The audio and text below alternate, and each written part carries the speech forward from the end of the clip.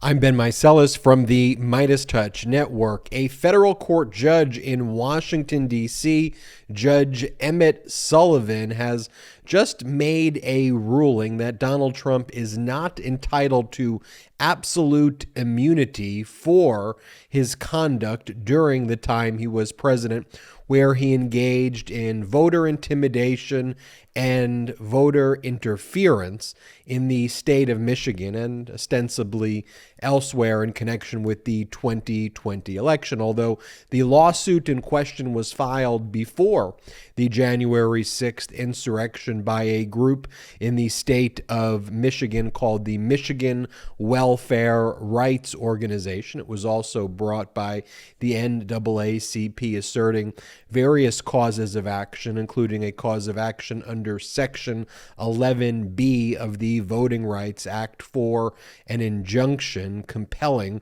Donald Trump to not engage in further voter intimidation and interference with the right of individuals to vote. And the case specifically dealt with the right of minority voters in Michigan who Donald Trump was targeting with his conduct during the 2020 election. Now, in response to this lawsuit that was brought before the January 6th insurrection in Washington, D.C. federal court, in which was assigned to federal judge Emmett Sullivan, Donald Trump had filed a motion to dismiss, which at first was partially granted, but then leave to amend. In other words, the ability to file an amended complaint was given to the plaintiff, the Michigan Welfare Rights Organization, and the NAACP. But what Donald Trump argued in his motion to dismiss was that as a former president, he was entitled to absolute immunity from lawsuits in his course and scope of being the president and conducting official duties as the United States president. And a ruling was now reached by this federal judge that absolute immunity here does not apply to Donald Trump because his conduct at issue fell outside the scope of what the roles and responsibilities of a president would otherwise be. So as we go into this ruling that came from the judge today, the judge made the following statement. Let me pull it up right now. Judge said the following. He said, quote, "If former President Trump disrupted the certification of the electoral vote, as plaintiffs allege here, such actions would not constitute executive action in defense of the Constitution. For these reasons, the court concludes that former President Trump is not immune from monetary damages in the suit."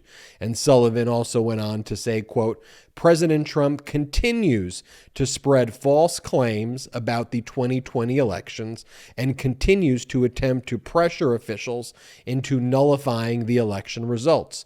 Plaintiffs," and the plaintiffs again are the Michigan Welfare Rights Organization and the NAACP, "plaintiffs extensively allege the efforts of former President Trump and his allies as recently as March of 2022 to get state officials to overturn the election results." And by the way, that's referring to in March of 2022 when Donald Trump had reached out and called the Speaker of the House in Wisconsin and asked him to overturn the results in Wisconsin. Let me keep reading what the judge said. So, former President Trump and his allies recently as March 2022 to try to get state officials to overturn the election results, to endorse and provide financial support to candidates for office who supported his false claims of election fraud, all while fundraising for the 2024 presidential election.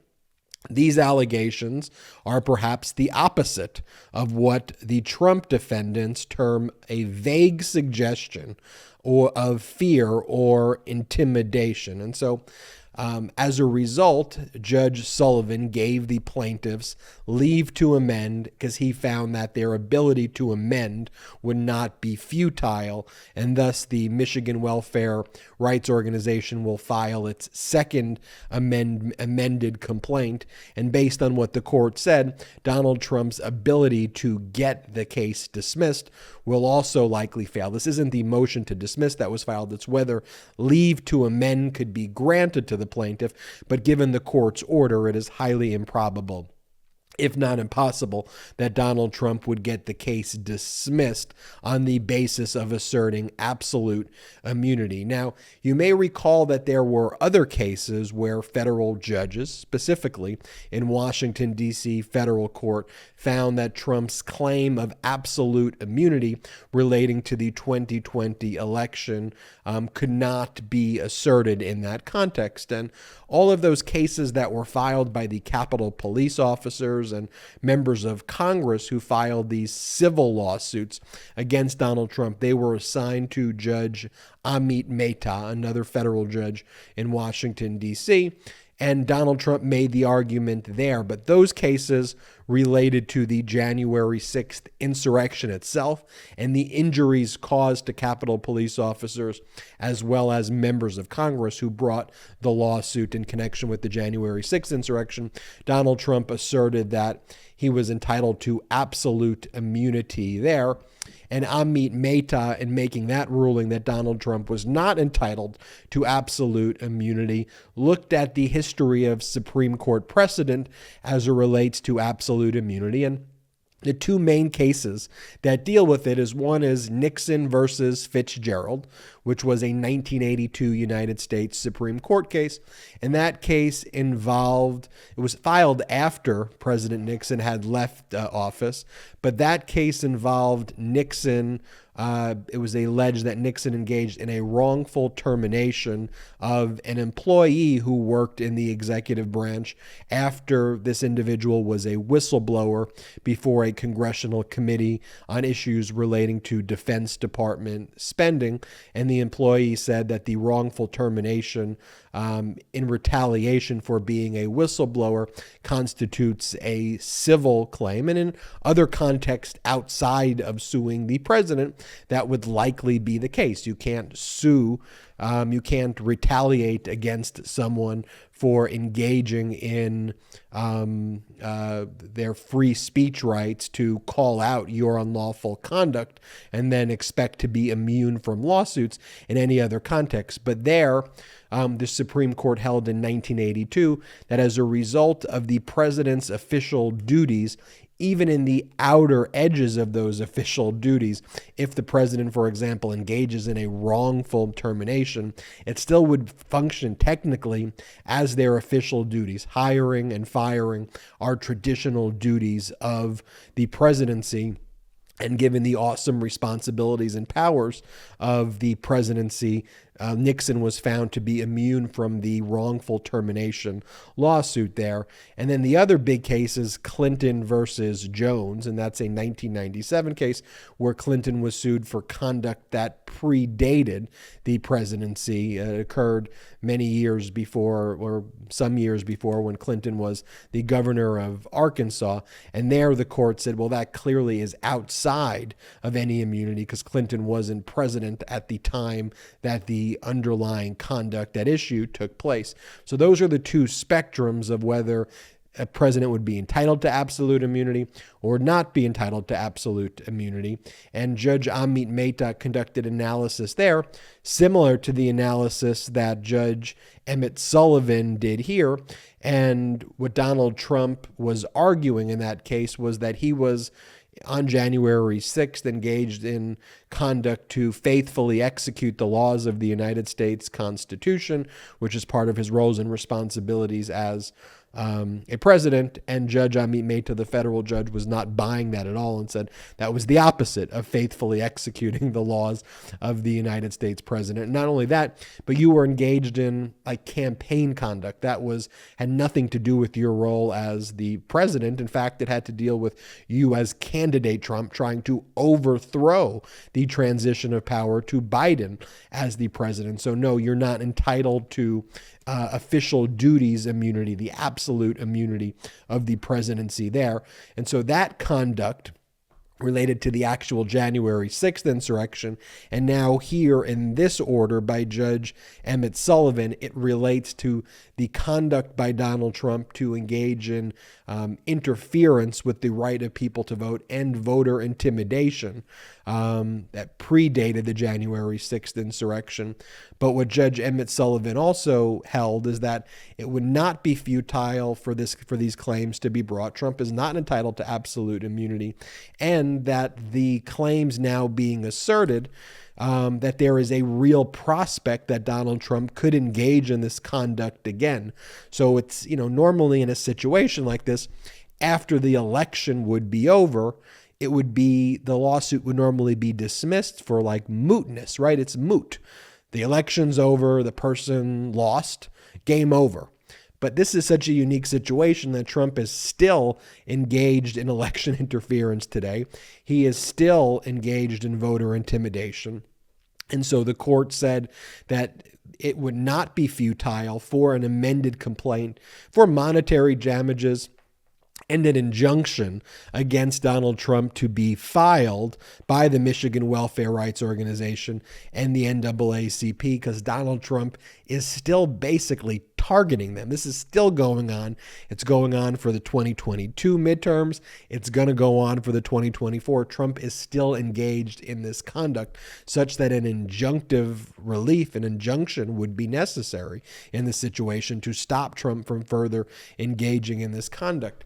One way, I guess, to even think about this lawsuit as well, as we covered this here on the MeidasTouch network, where there were those kind of right-wing extremist groups that were standing by the ballot drop boxes in Arizona, and they would have their guns and they would be shouting at the voters. Like, that's an obvious example where at first the federal judge didn't grant an injunction, but then eventually granted an injunction for some of the voting groups in Arizona, and specifically in Maricopa County, stopping these far-right extremist groups from threatening people who are going to cast their votes from doing so in a peaceful manner. So that style of injunction basically is what this group in Michigan is seeking for the federal court in Washington, D.C. to rule on a going forward basis from Trump, to enjoin Trump, to stop Trump from continuing to engage in this conduct. And so again, the court made no ruling on the actual merits yet. So it's not like the court ruled that the plaintiffs win the case. That's not what happened. But what the court said is that it would not be futile for an amended complaint to be filed.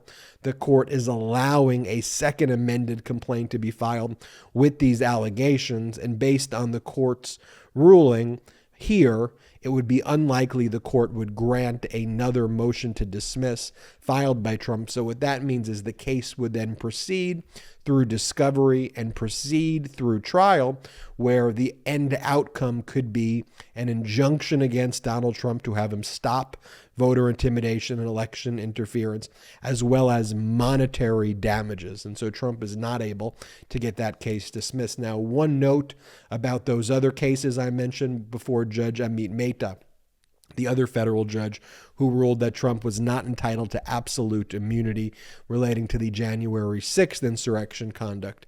There, Emmett Meiselas' first ruling in favor of one group of Capitol Police officers and the members of Congress.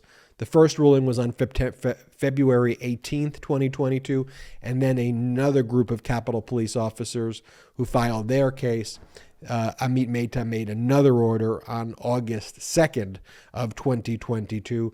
Now, those cases are going on. Donald Trump appealed that to the D.C. Circuit Court of Appeals, arguing that he should be entitled to absolute immunity the same way Nixon got absolute immunity in the Nixon versus Fitzgerald case in 1982. That's what Trump is arguing before the D.C. Circuit Court of Appeals, and that's set to be heard next week there. So we'll keep you updated on what the D.C. Circuit Court of Appeals does there.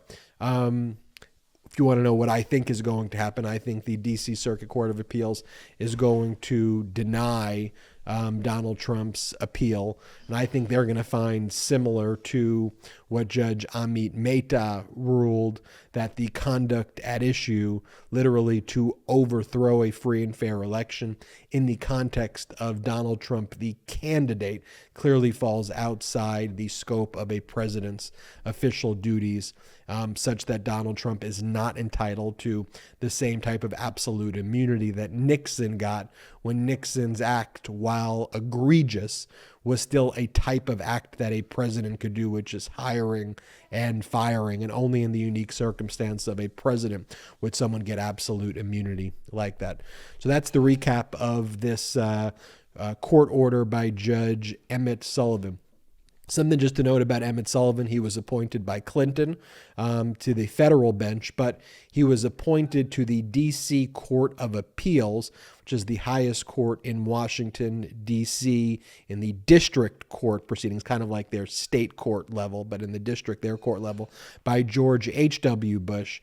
And then Emmett Sullivan was appointed to his first judgeship as a superior court judge within the District Court of Columbia system, not the federal system, but the district court, district system, by Ronald Reagan. So appointed by Reagan, George H.W. Bush, and then Clinton to the federal bench.